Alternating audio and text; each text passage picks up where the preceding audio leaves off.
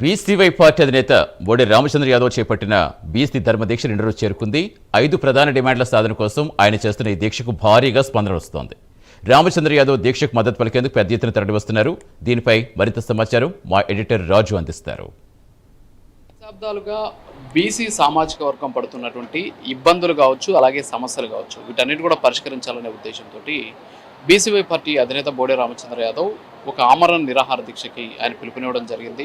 అంతేకాకుండా 5 ప్రధాన డిమాండ్లతోటి ప్రభుత్వానికి అల్టిమేటం ఇచ్చాడు.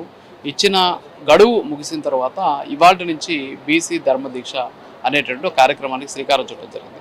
అయితే ఆయన చేపట్టినటువంటి ఆమరణ నిరాహార దీక్ష ఇవాళ అంటే 11వ తేదీ దాటింది. ప్రస్తుతం మనం 12వ తేదీలో ఉన్నాం. సో సమయం కూడా దాదాపు 1 గంట దాటినటువంటి పరిస్థితి. అంటే అర్ధరాత్రి 1 గంట దాటిన సమయంలో మనం బీసీ ధర్మ దీక్ష జరుగుతున్నటువంటి ఈ ప్రాంగణంలో ఉన్నాం. సో జనరల్గా చూస్తుంటాం మనం ఆమరణ నిరాహార దీక్షలు కావచ్చు, దీక్షలు జరిగేటువంటి సందర్భంలో ఒకరిద్దరు ఉంటారు. సో దీక్ష చేసేటువంటి పర్సన్కి తోడుగా ఉండేటటువంటి పరిస్థితి. కానీ ఇక్కడ మనం చూడొచ్చు, ఒకసారి ఇక్కడ చూస్తే భారీ ఎత్తున అంటే ఆయన చేస్తున్నటువంటి దీక్షకి సంఘీభావం తెలపడం కోసం వచ్చినటువంటి పార్టీ క్యాడర్ కావచ్చు, బీసీకి సంబంధించినటువంటి సమాజం నుంచి కూడా భారీ ఎత్తున ఇక్కడ ఆయన చేస్తున్నటువంటి కార్యక్రమానికి సంఘీభావం వ్యక్తమవుతూ ఉన్నటువంటి పరిస్థితి. సో టైం అర్ధరాత్రి అంటే మధ్యరాత్రి 1 గంట దాటుతుంది. మహిళలు కూడా మనం చూస్తున్నాం విజువల్స్లో. సో మహిళలు కూడా ఈ సమయంలో ఇక్కడ మేల్కొని ఆయనకి సంఘీభావం తెలుపుతూ ఉన్నటువంటి సిచ్యువేషన్ ఉంది. సో ఒకసారి ఈ ప్రాంగణం అంతా కూడా అలాంటి పరిస్థితే ఉంది. సో తమ హక్కుల కోసం ఒక నాయకుడు చేస్తున్నటువంటి పోరాటానికి ఖచ్చితంగా మేము మా వంతుగా ప్రయత్నం చేస్తామని చెప్పేసి వాళ్ళు చెబుతూ ఉన్నటువంటి పరిస్థితి. సో ఒకసారి చూడొచ్చు ఇక్కడ మనం ప్రాంగణం దగ్గర. సో ఇప్పుడు టైము నేను ఇందాక చెప్పినట్టు మధ్యరాత్రి 1 దాడుతోంది. ఈ సందర్భంలో ప్రస్తుతానికి ఆయన దీక్ష ఇవాళ ఉదయం 10:45 అంటే నిన్న 10:45 ఆయన దీక్ష ప్రారంభించారు. సో ఇప్పుడు మధ్యరాత్రి 1 గంట టైం దాటుతూ ఉన్నటువంటి పరిస్థితి. సో ఈ టైంలో ఇక్కడ ఉన్నటువంటి సిచ్యువేషన్ ఇది. అంటే మామూలుగా పగలంటే షిఫ్ట్లు అంటే వచ్చినటువంటి వాళ్ళు వెళ్ళిపోతారు, మళ్ళీ కొత్త వాళ్ళు జాయిన్ అవుతూ ఉంటారు, ఉన్న వాళ్ళే కంటిన్యూ అవుతూ ఉండేటటువంటి పరిస్థితి. సో అర్ధరాత్రి దాటినా కూడా ఇంకా ఆయన చేస్తున్నటువంటి దీక్షకి సంఘీభావంగా ఇక్కడ ఉన్నటువంటి పరిస్థితులు చూస్తూ ఉంటే అసలు ఈ దీక్షకు ఉన్నటువంటి బీసీ సమాజీ ప్రతినిధులుగా మీరు వచ్చారా, వ్యక్తిగతంగా వచ్చారా? ఆయన చేస్తున్నటువంటి దీక్ష న్యాయపరమైంది, ఆయన డిమాండ్లు తీర్చాల్సినటువంటి డిమాండ్లు. సో వీటిలో ఏది మిమ్మల్ని ఆకర్షించిన అంశాలేంటి? ప్రజా సమస్యల మీద ఆయన స్పందించే తీరు అద్భుతంగా ఉంది. ఈరోజు ఎలక్షన్లు సేమ్ లేవు, ఎన్నికల కోసం వచ్చినటువంటి డిమాండ్స్ కాదు. ప్రభుత్వం ఎక్కిన తర్వాత వచ్చిన 100 రోజుల్లో చేస్తామన్న డిమాండ్స్ కనీసం ఈరోజు ఒక 1.5 years అంటే 20 months అవుతుంది. మరి ఆయన చేస్తున్నటువంటి ఉద్దేశం చూస్తే వ్యక్తిగతం నేను ఎప్పుడు చెప్పను, ఇది పొలిటికల్ అలయన్సెస్ ఇవన్నీ కూడా. అంటే పొలిటికల్ సిస్టంలోకి మేమైతే డిమాండ్స్ మేమైనా కోరుతామో ఆ డిమాండ్స్లో ఒక మంచి రాజమార్గాన్ని ఎన్నుకున్నాడు ఆయన. ఇప్పుడు ఒక అద్భుతమైన మాట చెప్పారు మీరు. ప్రజా సమస్యల కోసం విపక్షాలన్నీ కూడా ఏకమై ప్రభుత్వం మీద ఒత్తిడి తీసుకురావడం అనేది ప్రజాస్వామ్యం కల్పించినటువంటి ఒక అద్భుతమైనటువంటి అవకాశం. మరి మిగతా పార్టీల విషయంలో అంటే ఎవరికి వాళ్ళకి పొలిటికల్ అజెండాలు పెట్టుకొని ఎవరికి వాళ్ళ వ్యక్తిగతమైనటువంటి రాజకీయపరమైనటువంటి అంశాలతోటి ముందుకెళ్తున్నటువంటి పరిస్థితి. సో ఈరోజు ఆయన అడిగినటువంటి 5 డిమాండ్లలో ఇప్పటికిప్పుడు నెరవేర్చగలిగిన డిమాండ్ ఒక 3 నుంచి 4 ఉన్నటువంటి పరిస్థితి. సో 1-2 సరే సెంట్రల్కి వెళ్ళాలి, అక్కడ ఆర్డినెన్స్లు తేవాలి, సరే అవన్నీ కూడా పక్కన పెడితే మరి మిగతా పార్టీలు ఇప్పుడు వైఎస్ఆర్ కాంగ్రెస్ పార్టీ లాంటి పార్టీలు ఉన్నాయి. బీసీలకు మేము అసలు అద్భుతంగా చేసేసాం, మా హయాంలోనే కార్పొరేషన్లు పెట్టేసాం అని చెప్పేసి బయట చెప్తున్నారు. మరి అలాంటి వాళ్ళు సరే వాళ్ళు ఎలాగూ చేయరు, అట్లీస్ట్ ఇలాంటి కార్యక్రమాలకైనా సరే వాళ్ళు మద్దతు పలకటము, సంఘీభావం చెప్పడము, వాళ్ళ ప్రతినిధులు పంపడము చేస్తే ఖచ్చితంగా ఇది ఒక అద్భుతమైనటువంటి ప్రజాస్వామ్యానికి ఇది ఒక నిర్వచనం అయ్యే అవకాశం ఉంది కదా. మరి అలాంటి ప్రయత్నాలు ఎందుకు జరగట్లేదు ఒక పార్టీకి సంబంధించిన రాష్ట్ర అధ్యక్షుడిగా? సో ఆ స్వరూపం ఎలా ఉంటే బాగుంటుంది అనుకుంటున్నారు మీరు? వాస్తవంగా మీరు అడిగిన క్వశ్చన్లో ఆన్సర్ ఉంది. ఏ బీసీ నాయకుని సపోర్ట్ చేసేటువంటి పార్టీలు వైసీపీకి లేవు, జనసేనకు లేవు, టీడీపీకి లేవు, బీజేపీకి లేవు. ఈరోజు వాళ్ళు చెప్పినటువంటి గత ప్రభుత్వంలో కూడా బీసీలకు చేసిన అన్యాయం చాలా పెద్ద ఎత్తున జరిగింది. కాకపోతే వాటి గురించి మనం మాట్లాడుకోవడం కరెక్ట్ కాదు. ఇప్పుడు ఉన్నటువంటి ప్రభుత్వం మీద తిరుగుబాటు చేయడానికి వాళ్ళు మేము సింగిల్ అయినా ఇంకోటైనా వాళ్ళ అజెండాలు వేరుగా ఉన్నాయి. నిజంగా బీసీల కోసం బూర్జువా పార్టీలు, పెత్తందారుల పార్టీలు, పాలకుల పార్టీలు మేమంతా పాలితులమే, మీరంతా ఇక్కడ ఉండాల్సిందే, మేమే పాలకులం అనేటువంటి సిస్టంలో ఉన్నారు తప్ప నిజమైన బీసీ ఎస్సీలు దళితుల కోసం, ముస్లిమ్స్ కోసం ఆ పార్టీలు వాస్తవం చెప్పాలంటే మీరు అడిగిన 2 పార్టీలు వైసీపీ టీడీపీ 2 కూడా ఒక్క 0% కూడా వీళ్ళ కోసం పనిచేసే పరిస్థితులు లేవు సార్. మీరు చూస్తుంటే మైనారిటీ నాయకుల్లా కనిపిస్తున్నారు. ఇక్కడేమో బీసీలకు సంబంధించినటువంటి సమస్యలు, బీసీలకు 5 డిమాండ్లు కావాలి, బీసీలకు 1000 ఎకరాలు కావాలి, బీసీ రక్షణ చట్టం కావాలంటున్నారు. మీరు ఒక మైనారిటీకి సంబంధించినటువంటి వ్యక్తిగా, సరే మీరు పార్టీ పక్కన పెట్టేస్తే ఎందుకు వచ్చారు మీరు? ఇది మీరు అన్నారు కదా బీసీలకని, ఓన్లీ బీసీలకే కాదు, ఆయన చేస్తున్న పోరాటం చాలా మంచిది. ఎందుకంటే 5 డిమాండ్లు కూడా మంచి డిమాండ్లే. 1000 ఎకరాలు అనేది కావచ్చు, 44% రిజర్వేషన్ కావచ్చు, సో ఎనీ 5 డిమాండ్లు అయినా కానీ పెద్ద సమస్యలు ఏం కాదు. అవి ఓన్లీ బీసీలకే కాదు, మిగతా కులాల వారిగా కూడా, ఏది ఎస్సీ ఎస్టీ మైనారిటీ అందరికీ కూడా ఉపయోగపడే విధంగా ఉన్నాయి. కాబట్టి ఆయన సిద్ధాంతానికి ఈరోజు మేము మద్దతు ఇవ్వడానికి ఉదయమనంగా వచ్చాము. ఇప్పటికి కూడా ఆయనకు మద్దతు కోసమే ముస్లిం మైనారిటీలు ఇంకా ఉన్నారు. రాబోయే రోజుల్లో కూడా ఇంకా ముస్లిం మైనారిటీ సోదరులు కూడా ఆయన వెంట ఉంటారు, వెంట ఉండి నడుస్తారు. దీనికి ఎటువంటి ప్రమేయం లేదు. అంటే ఇక్కడ మొదటి నుంచి కూడా ఆయన బీసీ కాన్సెప్ట్తో మాట్లాడుతున్నారు. సో ముస్లిం మైనారిటీలంతా కూడా మా పార్టీకి వెన్నెముక అని చెప్పి కొన్ని పార్టీలు చెప్పుకుంటున్నాయి. సో ఇప్పుడు జరుగుతున్నటువంటి మార్పులు అంటే ఒక సామాజిక వర్గం కోసం ఫైట్ చేస్తున్న వ్యక్తి, మీకు సంబంధించినటువంటి సమస్యల మీద కూడా ఫైట్ చేసేటటువంటి సిచ్యువేషన్ వస్తుందని మీరు నమ్ముతున్నారా? ఆయన 100% నమ్ముతున్నాను. అది కొన్ని చోట్ల చెప్పలేకపోవచ్చు. రాజకీయ కుట్రంగా ఏంటంటే కొంతమంది చెప్తారు, మీకు తెలియదేం కాదు. ఎందుకంటే ఇది ఓన్లీ బీసీలకే చెప్తున్నారు, ఒక బీసీఏ పార్టీ వాళ్ళకే సంబంధించింది అనేది అది ఉత్త మాటలు. ఎందుకంటే ఆయన ప్రతి దాంట్లో కూడా, ప్రతి కార్యక్రమంలో కూడా, మా కనిగిరిలో మా ముస్లిం సోదరులకి ఒక కుర్రోడు చనిపోతే ఆయన విషయంలో స్పందించాడు. కరేడ్లో రైతుల గురించి ఏదైతే జరిగిందో దానికి స్పందించాడు. ఇలా ప్రతి విషయంలో కూడా ఆయన ముందుండి వస్తానే ఉన్నాడు. అది గమనించట్లేదు. రాజకీయ కుట్ర పని ఓన్లీ బీసీల పార్టీ, బీసీలకే సంబంధించిందని చెప్పేసి ఒక బురద జల్లడం తప్పక ఇది ఎటువంటిది కూడా తప్పు లేదు. అన్ని రాజకీయంలో ఉన్నటువంటి ప్రతి ఒక్కరు చేసేది ఇది. వాళ్ళు ఇప్పుడు ఈ రామచంద్ర యాదవ్ చేస్తున్నటువంటి కార్యక్రమం ఆయన ఒక్కడి కోసమో, ఇది వేరే రాజకీయ లబ్ధి కోసమో అయితే కాదు. నాకు తెలిసినంత వరకు మా ముస్లిం సోదరులు ఎప్పుడు కూడా ఆయన వెంట ఉంటారు. ఇలా ప్రతి కార్యక్రమం చేసి ప్రతి నాయకుడి కోసమైనా పనిచేస్తారని కాదు. సో మీరున్నారు, సో మిమ్మల్ని చూస్తుంటే ఏదో ఒక ఉన్నత విద్యావంతుడు అని కనిపిస్తోంది. మీ వేషం కానీ, మీ ఫేస్ కానీ, మీ బాడీ లాంగ్వేజ్ కానీ. ఏంటి అసలు మీరు ఏం చేస్తారు? అసలు ఈ కార్యక్రమానికి ఎందుకు వచ్చారు? ఎప్పుడు వచ్చారు? అసలు ఏంటి? ఆయన నమ్ముతారా? అంటే సరే ఆయన ఏదో దీక్ష చేస్తున్నాడు, ఓకే, సో స్వార్థపరమైనటువంటి దీక్ష అని చెప్పేసి విమర్శలు వ్యక్తమవుతూ ఉన్నటువంటి పరిస్థితి. సో మేధావులు కొంతమంది వస్తున్నారు, మీలాంటి ఉన్నత విద్యావంతులు వస్తూ ఉన్నటువంటి పరిస్థితి. అసలు మీరు ఎవరు? అసలు ఈ దీక్షకి ఎందుకు సంఘీభావం తెలపడం? ఇప్పుడు దాదాపు అర్ధరాత్రి దాటింది, 1 గంట దాటుతోంది. ఈ టైంలో మీరు ఇక్కడ కూర్చోవాల్సినటువంటి అవసరం ఏంటి? నేను ఒక వైద్యుణ్ణి, జనరల్ ఫిజిషియన్ నేను. అయితే ఇప్పటి వరకు బీసీలు ఎంతోమంది వైద్యులుగా మంచి ర్యాంకులు తెచ్చుకొని వాళ్ళు మంచి స్థాయికి వచ్చారు.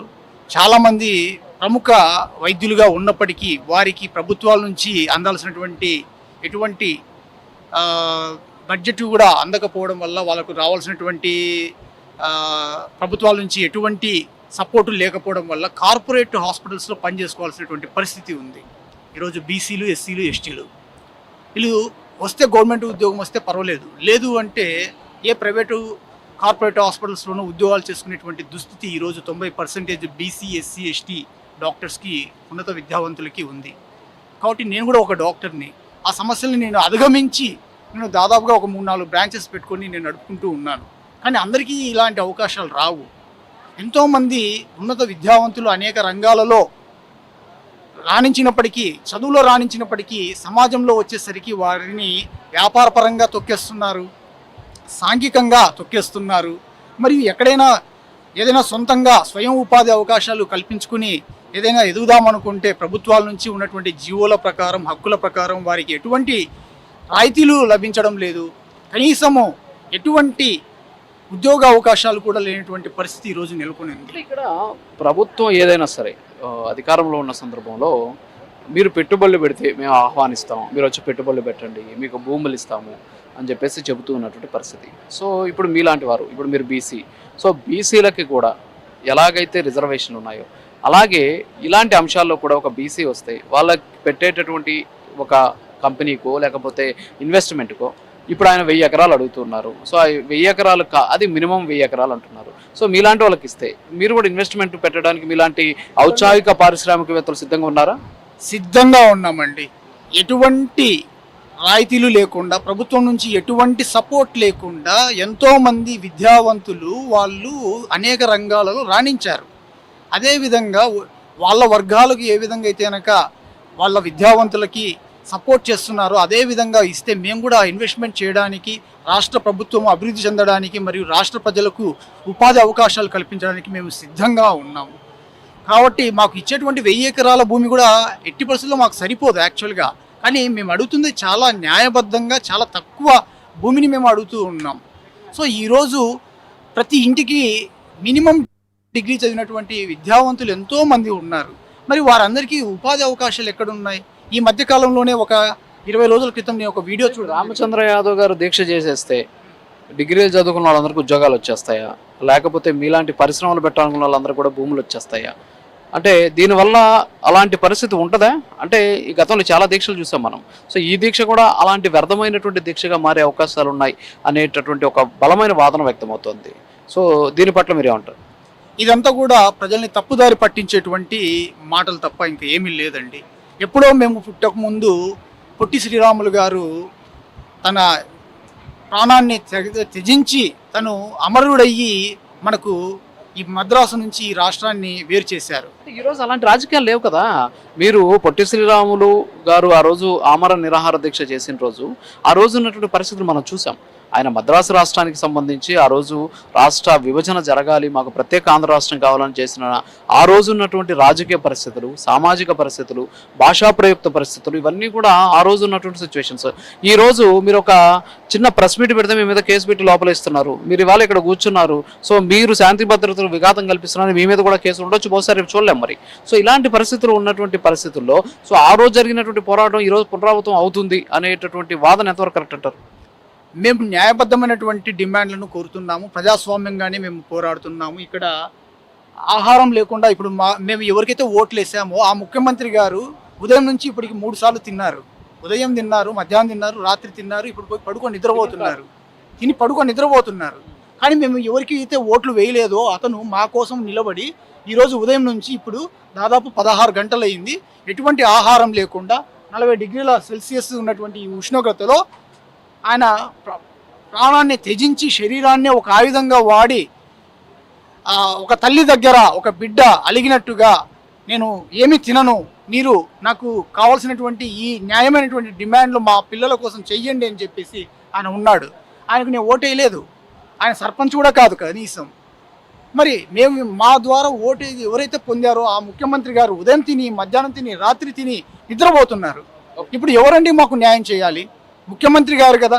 ఇక్కడ 60% ప్రజలు ఉన్నటువంటి బీసీలందరూ కూడా, మహిళలు కూడా ఎంతోమంది మగవారితో సమానంగా ఇక్కడ అర్ధరాత్రి 1 గంటప్పుడు 2 గంటలప్పుడు ఇక్కడ నడి రోడ్లో ఆయన మా కోసం పోరాడుతున్నందుకు వాళ్ళు వచ్చారు. ఒక మహిళలు వచ్చి ఇక్కడ కూర్చున్నప్పుడు ఒక బాధ్యత గల ఒక విద్యావంతుడిగా, ఒక వైద్యుడిగా నేను ఎందుకు రాకూడదు? ఇక్కడ చాలా మంది మహిళలు ఉన్నారు. అమ్మా ఇప్పుడు టైము 1 గంట దాటింది. సో అదేదో గతంలో మనం వినేవాళ్ళం, ఏదో గాంధీజీ గారు సంపూర్ణ స్వాతంత్రం రావాలంటే ఏదో ఒక సూక్తి చెప్పినటువంటి పరిస్థితి. సరే దాని జోలికి నేను వెళ్ళను. ఈరోజు బీసీలకి సంబంధించినటువంటి న్యాయమైన డిమాండ్లు నెరవేర్చడం కోసం రామచంద్ర యాదవ్ గారు అక్కడ దీక్ష చేస్తున్నారు. మరి ఆ దీక్షకి ఈ టైంలో కూడా మీరు ఇక్కడ ఉండడం అంటే నిజంగా ఏంటి అది మీలో ఉన్నటువంటి ఆ బాధన, లేకపోతే పార్టీలో ఉన్నాం కాబట్టి, లేకపోతే రామచంద్ర యాదవ్ గారి మీద అభిమానం కాబట్టి సో మనం ఉంటే బాగుంటుంది అనేటటువంటి వాదన, బీసీ బిడ్డల భవిష్యత్తు కోసం మీరు పడుతున్నటువంటి ఆరాటమా? ఎందుకున్నారు ఈ టైంలో? ఇప్పుడు మీరు అడిగిన క్వశ్చన్ ఏంటంటే, మేము ఏదో పార్టీలో ఉన్నామని లేము. పార్టీలో ఉన్నామనుకుంటే కాసేపు ఉండి వెళ్ళిపోయి పైకి వెళ్ళిపోయి పడుకుని మళ్ళీ పొద్దున్న వచ్చి ఇక్కడ కూర్చునేవాళ్ళు. అది కాదు మా బాధ. ఇప్పుడు అంత కష్టపడుతున్నారు అక్కడ ఎవరి కోసం? రేపు ఇప్పుడున్న తరం కోసం, రేపు భవిష్యత్తు తరాల కోసం. అంటే ఈ 5 డిమాండ్లు రేపు భవిష్యత్తు తరాలకి ఎంత అవసరం అంటే చాలా అవసరం. ఇప్పుడు బీసీ రక్షణ చట్టం అనేది మీరు తెల్లారులేస్తే ఈ పని మీద ఉంటారు, మీరు ఎన్నో చూస్తున్నారు. చాలామందిని చాలా చిత్రహింసలు పల్లెటూళ్ళలో అయితే చాలా దారుణంగా ఉన్నాయి ఇలాంటి హింసలు. ఒకసారి మొన్న ఈ మధ్య మేము పాంప్లెట్స్ పంచి పెడతానికి ఒక పల్లెటూరు వెళ్ళాం. అంటే అది మనం పేరు చెప్పకూడదు, వాళ్ళు మాట తీసుకునే మనతో మాట్లాడారు. ఆ రోజున ఆ ఆడపిల్లల్ని అక్కడున్న పెత్తందారులు పెట్టే హింసలు వాళ్ళు చెప్పుకోలేని సిచ్యువేషన్ అన్నమాట. అంటే అదే రక్షణ చట్టం అనేది ఉంటే ఆడపిల్లలు ధైర్యంగా వెళ్ళి ఆ చట్టాన్ని వాడుకునేవాళ్ళు. అది లేకపోవడం వల్ల పోలీసులు ప్రభుత్వానికి చేస్తున్నాయి తప్ప పనులు ప్రజలకు చేయట్లా. ఇప్పుడు కేసు పెడతానికి ఒక సామాన్యురాలు వెళ్తే కేసు తీసుకోవట్లా. అదే ఒక పెత్తందారు వెళ్ళాడు అనుకోండి, ఈ సామాన్యుల మీద వాళ్ళు కేసు తీసుకుని వాళ్ళు నానా హింసలు పెడుతున్నారు. అంటే ఇప్పుడు వైసీపీ ప్రభుత్వం అనివ్వండి, టీడీపీ ప్రభుత్వం అనివ్వండి, పోలీసులు వాళ్ళకే పనిచేస్తున్నారు. జీతాలు తీసుకునేదేమో మేం కట్టే ట్యాక్స్లు, కానీ వాళ్ళు వర్క్ చేసేదేమో రాజకీయ నాయకులకి. కాబట్టి ఇది మాకు ఆ చట్టం, బీసీ చట్టం అనేది రేపు మా భవిష్యత్తు తరాలకి చాలా అవసరమైంది పాయింట్. సరే, డిమాండ్లు పక్కన పెడదాం. 5 డిమాండ్లు ఆల్రెడీ ప్రజల్లోకి వెళ్ళిపోయాయి. అయితే ఇప్పుడు రామచంద్ర యాదవ్ గారు చేస్తున్నటువంటి దీక్ష, సో ఈ దీక్షని భగ్నం చేయాలనేటువంటి కుట్రలు జరుగుతున్నాయి, ప్రయత్నాలు జరుగుతున్నాయి. సో మీరంతా కూడా ఆయనకి సంఘీభావం తెలపడానికి వచ్చినటువంటి పరిస్థితులు చూస్తున్నాం. ఈ టైంలో అంటే దాదాపు అర్ధరాత్రి 1 గంట దాటిన టైంలో కూడా మీరు ఇందాక చెప్పారనమాట, నేను అడిగిన ప్రశ్నకి నా కౌంటర్ ఇస్తారు మీరు. అవసరమైతే నేను పోయి కాసేపు రెస్ట్ తీసుకొని వచ్చి మళ్ళీ కూర్చోవచ్చు, బట్ అలా కాదు, నేను నా బిడ్డల భవిష్యత్తు కోసం, నా బీసీ బిడ్డల భవిష్యత్ తరాల కోసం జరుగుతున్నటువంటి పోరాటంలో నేను ఒక భాగం కావాలనే ఉద్దేశంతో వచ్చాను. సో మీ డిమాండ్లన్నీ నెరవేరుతాయి అనేటటువంటి ఒక ఆశాభావం ఉందా మీకు? నెరవేరాలి కదా, నెరవేరకపోతే ఆయన ఇచ్చినయే కదా. చంద్రబాబు నాయుడు గారు ఎలక్షన్లో చెప్పినయే మేము అడుగుతున్నాం, ఇంకెందుకు నెరవేర్చలేదని. మేమేం కొత్తగా పెట్టిన డిమాండ్లు ఏం కాదు కదా ఇవి, కాబట్టి నెరవేర్చాలి. ఇప్పుడు రామచంద్ర యాదవ్ గారు మార్నింగ్ నుంచి ఆ జెండా అలా పట్టుకునే ఉన్నారు. అదే ఇంకొక మనిషి ఇదే నిరాహార దీక్ష చేస్తే ఆ జెండా పక్కన పెట్టేసేసి హాయిగా నిద్రపోయేవాళ్ళు. కానీ ఆయన భక్తి చూసారా, ఆ దేశభక్తి ఆయన నరాలు. అంటే ఆ జెండానే అలా కాపాడుతున్నారు కదా, రేపు పొద్దున్న ఈ ప్రజల్ని ఎలా కాపాడుతారో తెలుసా ఆయనకి. రేపు ప్రజలు అధికారం ఇస్తే అద్భుతంగా కాపాడతారు. అది ఈ బీసీలో అని, ఎస్సీలో అని, మైనార్టీలో అని ప్రతి ఒక్కరు తెలుసుకోవాల్సిన విషయం.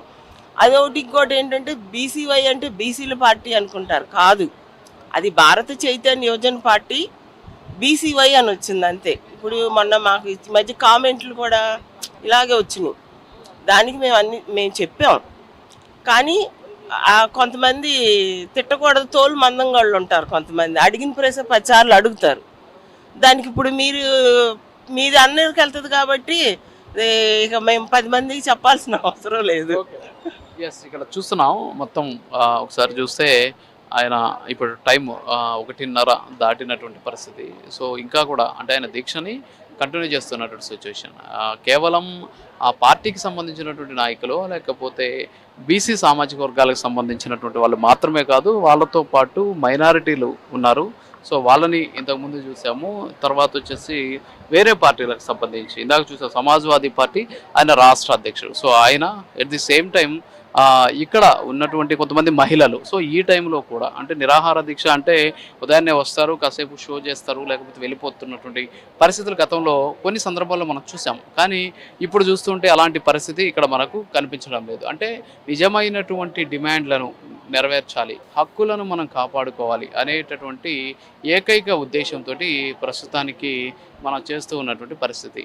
అయితే ఓవరాల్గా చూస్తే మనం ఇక్కడ రామచంద్ర యాదవ్ గారి దీక్షలో వాస్తవంగా చూస్తే నిజమైనటువంటి డిమాండ్లు ఉన్నాయి. సో ఆ డిమాండ్లను పరిష్కరించాలి అనేటటువంటి ఏకైక లక్ష్యంతో ఆయన ఈ దీక్ష చేస్తూ ఉన్నటువంటి పరిస్థితి. సో ఇదేదో కావాలని ఒక పార్టీ కోసమో, లేకపోతే ఆయన సొంతంగా అభివృద్ధి చెందాలి రాజకీయంగా అనేటటువంటి ఉద్దేశంతో కాదు. ఆయన వెంట బీసీ సమాజం ఉంది. కేవలం బీసీలే కాదు, అనేక సామాజిక వర్గాలకు సంబంధించినటువంటి ప్రజలే కాదు, ఎవరైతే ఆయన సిద్ధాంతాలతోటి ఆకర్షితులైనటువంటి వివిధ పార్టీలకు సంబంధించినటువంటి నాయకులు కూడా ఈరోజు వచ్చి సంఘీభావం తెలిపి వెళ్ళిపోకుండా ఇంకా కూడా అంటే మధ్యరాత్రి అవుతున్న, రాత్రి డేట్ మారిపోయినా కూడా ఇంకా ఇక్కడ వెయిట్ చేస్తూ ఉన్నటువంటి పరిస్థితి. సో తమ సంఘీభావం కేవలం మాటలకు లేకపోతే చేతలకు కాదు, ఇక్కడ వాళ్ళు చేస్తూ ఉన్నటువంటి ఈ రూపంలో కనిపిస్తూ ఉన్నటువంటి పరిస్థితి. బీసీ ధర్మదీక్ష ప్రాంగణం నుంచి కెమెరా పర్సన్